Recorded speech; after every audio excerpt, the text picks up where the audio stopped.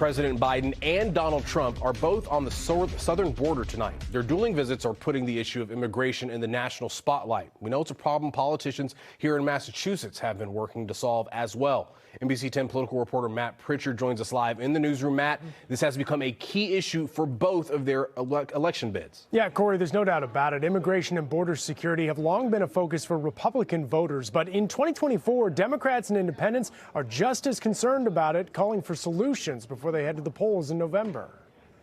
A busy day in the Lone Star State. This is like a war.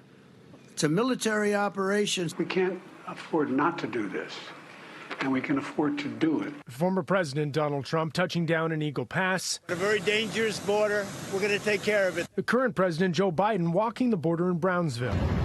The 2024 challengers separated by just over 300 miles, spotlighting the influx of crossings at the southern border and speaking to Republican and Democrat voters in the process. I promise you, we're going to fight like the devil to get you this bipartisan proposal that Democrats and Republicans supported. This is a Joe Biden invasion. This is a Biden invasion over the past 3 years. Analysts say the issue is pivotal for both Trump and Biden's White House bids. It's probably the worst issue for Joe Biden going into this 2024 election. So he needs to improve those numbers. He can't let Trump dominate it.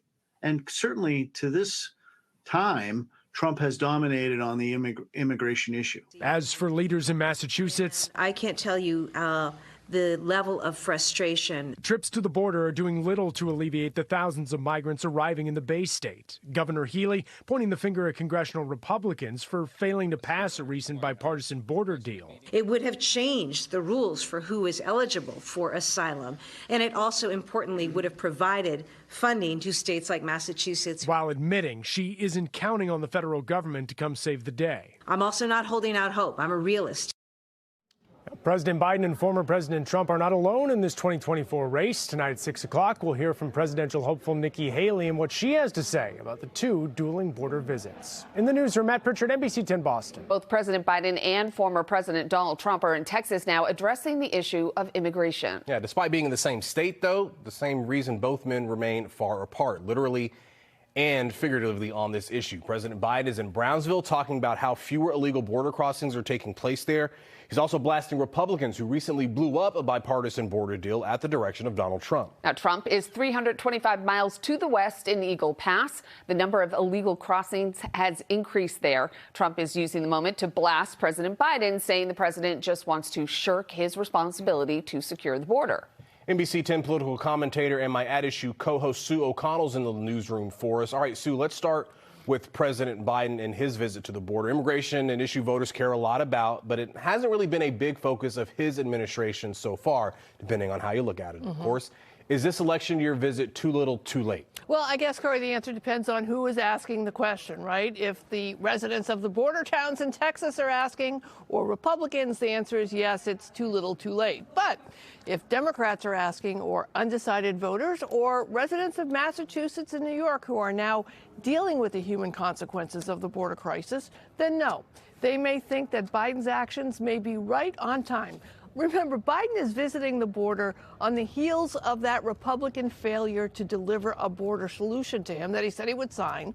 So from a campaign standpoint, Biden can call attention to the issue from a position of power, finally, for him. Well, what about Trump, though? I mean, is he taking advantage of the ongoing problem, or does he get the credit for being tougher on the issue than Biden? After all, other than the golden escalator, it's build the wall that we remember so much about his initial entry into the race. Yeah, right, Corey. Again, it's who's asking. Look, you can agree or disagree with Trump's methods, but he did take action on the border with his efforts to build the wall, as you mentioned, and that family separation zero tolerance policy, which ripped children away from their parents in an effort to discourage border crossing. But he is taking advantage of the problem. And he and the Republicans are trying to elevate the migrant crisis by exaggerating the migrant crime rate because it's a top issue for Republican voters. All right, Sue, let's go away from the border for a little bit and head to the Supreme Court. Yesterday, we brought you the news that the court is going to take up Trump's presidential immunity case. What exactly are the justices trying to figure out here? And why were so many Democrats upset that they are taking this case? Yeah, the Supreme Court agreed to decide whether former President Donald Trump can be tried on criminal charges that he conspired to overturn the results of the 2020 election while president. And what the Supreme Court is considering is, does a former president enjoy presidential immunity from criminal prosecution for conduct alleged to involve official acts during his tenure in office? So that's what they're looking at. People are upset, mostly Democrats, mostly progressives, because it took the justices 2 weeks to consider the request. And now that they've agreed to consider it, they won't have a ruling until April. And that delays Trump's trial, which then makes it even more unlikely that the trial trial will happen before November election. So in other words, after the election. But, you know, some Supreme Court experts that I corresponded with today said the ruling may not be a yes or no answer. So like many things with the Supreme Court, we're going to have to wait and see what the implications are going to be. Well, we know you will be following it all for us. Sue O'Connell live in the newsroom. We appreciate it as always. Sue.